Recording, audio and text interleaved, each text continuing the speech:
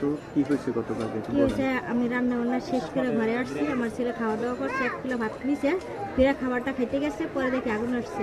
তো আমি বলছি আগুন তো আসছে, আমার মেয়েটা নিয়ে এসি, মেয়েটা আনতে আনতে এই সাইডটাতে পুরো আগুন হয়ে গেছে, আমি আর ঘরে আসতে পারি না, আমার সব পুড়ে আছে। আগুনের সূত্রপাতটা কিভাবে হচ্ছে জানেন? এটা বলে জানা এইসে হয়েছে, সিলিন্ডারে আগুন লাগছে, আগুন লাগলে পরে বলে আস্তে আস্তে বাস্ট হয়ে গেছে। আসলে প্রায় সময় আসলে মানে অনেকবারই হয়েছে করোনা পরিস্থিতি আগুন, সবসময় তো আসলে সিলিন্ডার বা না, এখন মনে করেন আপনার 2 মাস ধরে গ্যাস ছিল না, গ্যাসে থাকার পরিমাণে সবাই সিলিন্ডার আনছে, আনার পর আস্তে আস্তে কেউ বুঝতে পারছে, চালাইতে পারছে, কেউ পারে নাই, হয়তো এইভাবে ধরে গেছে কাজ জিনিসটা। এটার মধ্যে কি অন্য কোনো ষড়যন্ত্র বা অন্য কেউ লাগাই দিতে পারে? না, সঠিক আমি বলতে পারলাম বা কোনো দলীয় কোনো ষড়যন্ত্র? না, সঠিক আমি বলতে পারলাম না, আমি জানি না যেটা, এটা আমি বলতে পারবো না যে আমি জানছি, বুঝছেন, আমি জানি না যেটা, এটা বলতে পারবো না।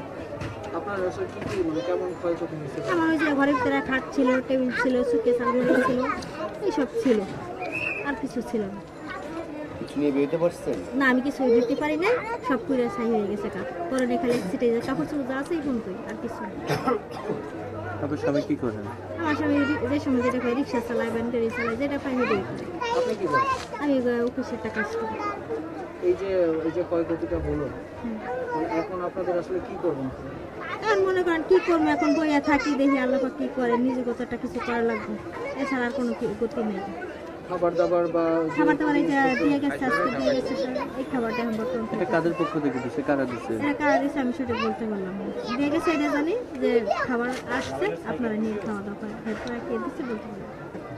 আলহামদুলিল্লাহ, আল্লাহ রাখছে, আল্লাহ কাছে লাখ লাখ কোটি কোটি শুক্রিয়া। পিন্ডারাই আছে, গরিব মানুষ, কাম কাজ হলে খাইতাম, রিক্সা চালায় খাইতাম, বাসার রুমের ভিতরে ঢুকতে পারি নাই, কিছু চুরে নিছে আর কিছু পুড়ে গেছে, আর অটো চালায় ভাত খাইতাম, অটোটা নিছে না। এখন এই পিন্ডারাই আল্লাহ রাখছে, আর কিছু নাই। ফ্যামিলি মধ্যে 4 জন মানুষ, এই খোলা আকাশের নিচে অনেক ঠাউন লাগতেছে, শরীরের মধ্যে কাপড় বেরিয়ে দেখতেছে নেড়ি আছে, এছাড়া আর সম্ভব নাই।